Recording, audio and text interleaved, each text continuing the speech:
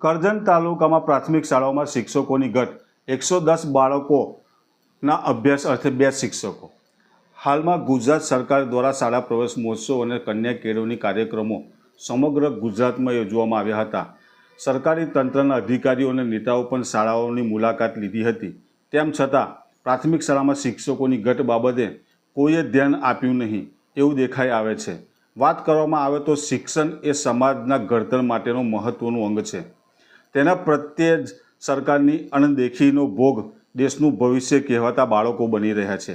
કરજણ તાલુકામાં 18 જેટલી પ્રાથમિક શાળાઓમાં આજે 1 કાં તો 2 શિક્ષકો દ્વારા ધોરણ 1 થી 8ના વર્ગો ચાલે છે।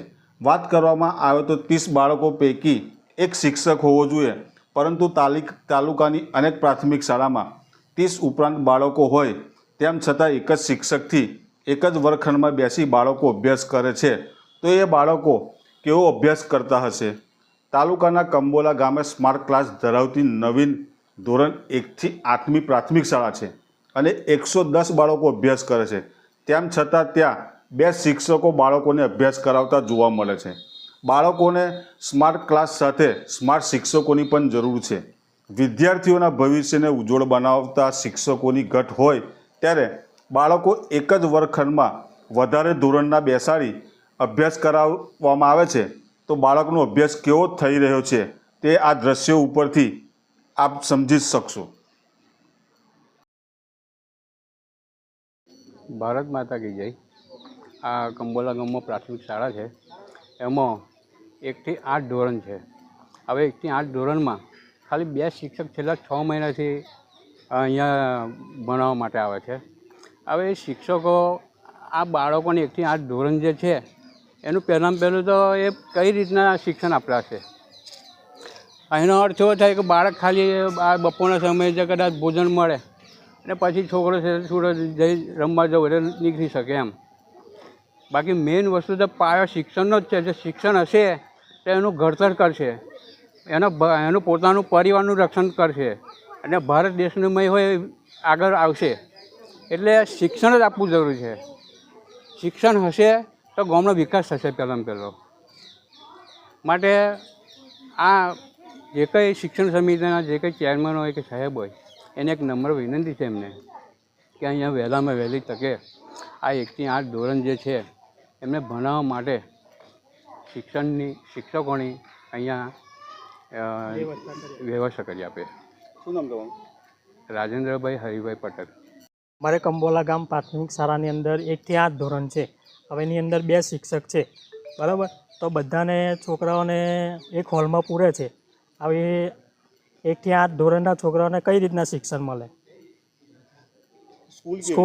સ્કૂલ સ્માર્ટ છે અહીંયા બનાવેલી, પણ શિક્ષકની ઘટ છે। અહીંથી 1 થી 8 ધોરણની અંદર 2 શિક્ષક છે। આ બીજા 4 થી 5 શિક્ષકની અમારી માંગ છે।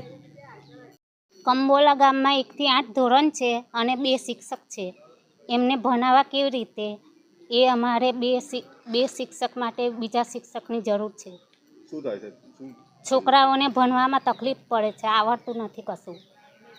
કેમ ભણવામાં તકલીફ પડે? 2 શિક્ષક કેવી રીતના ભણાવે 1 થી 8 ધોરણના છોકરાને? ગામની અંદર 1 થી 8 ધોરણની પ્રાથમિક શાળા આવેલી છે। 1 થી 8 ધોરણની અંદર કુલ 110 બાળકો છે। 110 બાળક હોવા છતાં ફક્ત ને ફક્ત 2 મેડમ જે 2 ટીચર છે એ જ ભણાવે છે। ખરેખર અમારા ગામની અંદર 4 થી 5 ટીચરની જરૂરિયાત છે। એક બાજુ આપણા મોદી સાહેબ જે એવું કહે છે કે ભાઈ શિક્ષણ ઉપર વધારે ધ્યાન આપો, શિક્ષણ એ મહત્ત્વનો પાયો છે, તો આ 2 જ મેડમ 1 થી 8 ધોરણમાં કેવી રીતે શક્ય છે?